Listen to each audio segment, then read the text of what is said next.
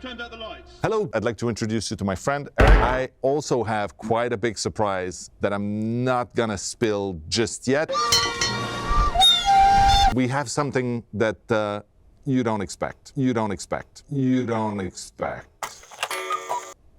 Always such a tease. Been really blown away by the passion of the DBD player community.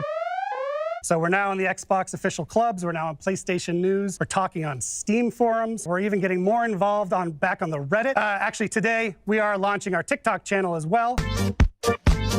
We found that there's actually a really thriving DBD community on TikTok.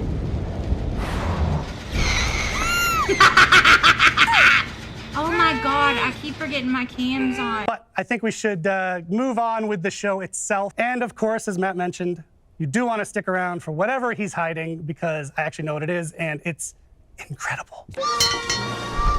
Hello everyone, and welcome to the roadmap segment of this 7th year anniversary. Over the past year, we've put out 2 particularly interesting chapters, I feel, amongst others. Forge and Fog has allowed us to tap into a new theme which we've never really had a chance to before. It was very interesting to navigate. In Resident Evil Project W, such a great and cool addition to the game, I think, bringing in a lot of characters people love. And it was right around the time that he released that we also did the Prestige update, the blood point total or cost in the blood web for all items. We followed that up with Survivor Bot specifically in custom matches. We did 2 important quality of life updates to the archives, one being the ability to select quest per role, and then the second just that in-game toast notification so you can track progress in a match. One improvement we did last year was the Survivor HUD. You've talked about the improvements we made to the progression and made it faster to level up, but we made it even faster by allowing you to just spend a ton of blood points almost instantaneously. First and foremost, of course, there are going to be again 4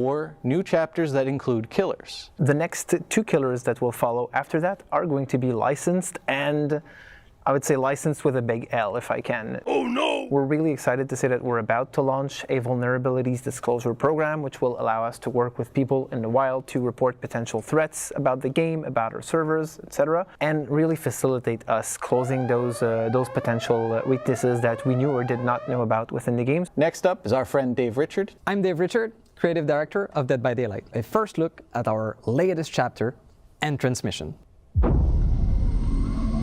It wasn't programmed to harm the crew. It was supposed to help us build a safer home, but something happened. It became self-aware. It has no empathy. It doesn't feel pain.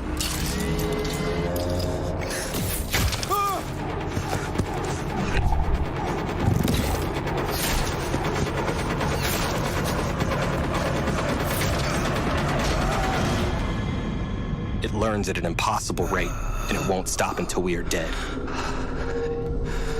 Or worse.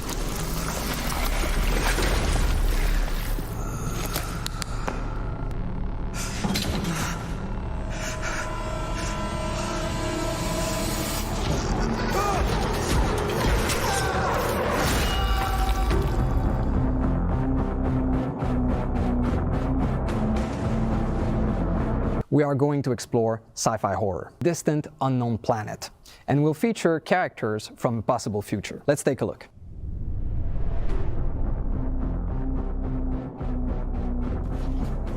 For the anniversary, we've prepared a very special original chapter. First of all, it's clearly an alien world. The second one is that we wanted to make sure that the human technology looked weak. And the last thing we've added to the mix are traces of a long-lost alien civilization. One aspect I really enjoyed was that it was a jungle, so we could make it super dense. Everything kind of looks like it could kill you. The main building, the idea was to show that it was a safe space for the characters. Once you get into the structure, it's actually more dangerous. The Singularity is an AI. Well, the inspiration of the killer design was, we always wanted to do a sci-fi killer, so you're going to be able to go around the map and set up these biopods, spread your consciousness inside of these biopods, and then if you're able to catch a survivor inside of your reticle, you'll be able to infect them, appear next to them, and then you'll be able to attack them and keep the chase going. One of the important things for survivors is teamwork. So with this killer, one of its abilities in the slipstream is that once a survivor is tagged or infected, you can spread that influence to other survivors, and it does so automatically.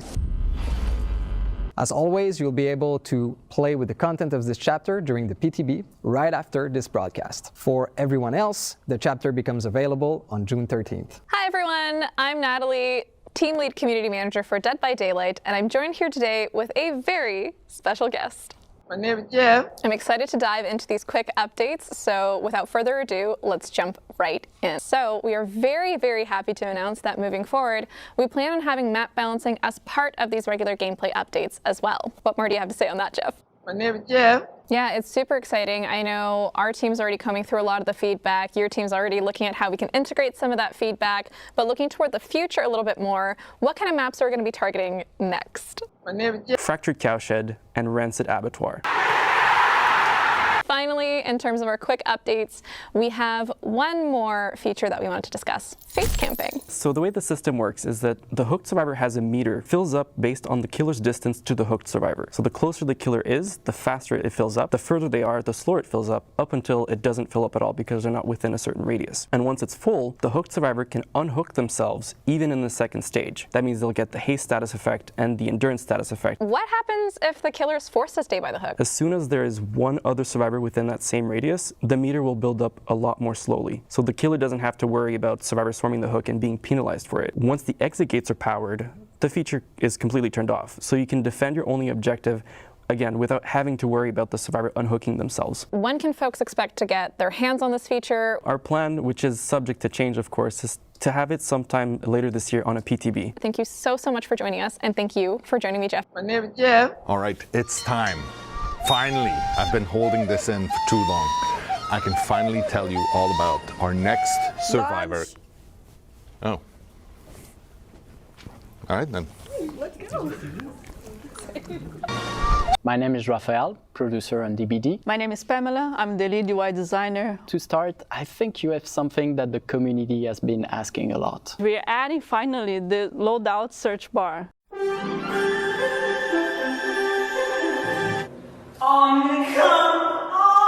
On the loadout search, you're just gonna need to type in either the name of the thing you're looking for or just a word within the description, and it will find for you instantly. We're happy to say that this feature is also gonna be available in all platforms. All DBD players know that sometimes when a survivor disconnects, well, it puts the rest of the group at huge disadvantage. So that's why with our upcoming feature, once a survivor will disconnect, an AI bot will take over so that the game can continue. And who knows, maybe this bot will be even better than the player who just disconnected. Give it to you. We really hope this will alleviate frustration and help matches to run more smoothly. Next up, an exciting look at what lies ahead for the world of Dead by Daylight. I'm Xavier Etchepart, Art Director. I'm Rosalie, Senior Product Manager. First off, Dead by Daylight is partnering with heavy metal legends Iron Maiden. All of the cosmetics in this collection will be like portraying his many album cover appearances, which are super cool. And secondly, we're thrilled to be partnering with Slipknot on a collection that showcases many of their trademark masks. And also we have that fifth artist that we invited ourselves to be a part of the Artists from the Fall collection. Welcome, Ikumi Nakamura. Welcome, Ikumi-san. Hi. And you're creating 3 outfits for this collection. So the Artists from the Fall collection, featuring work from Ikumi Nakamura, will be available in the Dead by Daylight in-game store this summer. Oh, one more thing. An important part of this team worked on a game a long time ago named Naughty Bear. It will be part of the Trapper cosmetics, and we will give him a royal treatment. All right, this time for real, okay. Cut! Matt. Seriously? We've talked about this. No, but What's so hard? We've been doing this for 5 years together. But I can do it right now. It's like 2 minutes. Wait Seriously. for your cue. No, but... Hey there, I'm Sarah Robinson. I'm one of the Associate Art Directors on Dead by Daylight. And I'm Gene Escalante, a Senior Game Designer on Dead by Daylight. So each week we will be celebrating a different 2-year period of Dead by Daylight's history. So that'll include characters, maps, and mechanics that were introduced during those periods. So for example, week 1 will be featuring the Blood Hunts. Week 2 will then be doubling the Rift fragments for your Rift Pass. And in week 3, we will be inviting you, the players, to vote for a community choice event, which will occur during the Chapter 28 release. The host has introduced a lot of various artworks throughout various areas of the game, so you'll definitely want to check those out. We have 12 new masks for 12 new characters, but getting your hands on them last year was a little tricky. For killers, you had to make it through your trial, and for survivors, you had to actually make it through the exit gate. This time, invitations will be holding charges, and you'll use those charges to kind of mess with the opposition while you're in chase. What you'll be able to do is block the window vaults so the killer can't pursue you, and you'll also be able to spawn a pallet, which can be used in an emergency, but it'll break right upon use. Killers, on the other hand, they'll be able to reduce the impact of a stun, remotely break a pallet or a breakable wall, and survivors better watch out about this one, they will be able to inflict the exposed status effect on you once they've reached a tier of bloodlust. And that is a wrap on the 7th anniversary show. So thanks once again to our dev team back in the studio. Thanks. Oh, right. I have one last thing. Seriously, Please. before we finish. We are welcoming into the fog this year someone, I mean, it's a brand new survivor, like we've never done before. He will be joining the fog this summer. We are so excited to have him with us. I am the spirit of the souls. I'd like to take you on a journey, connecting with the world's spirits.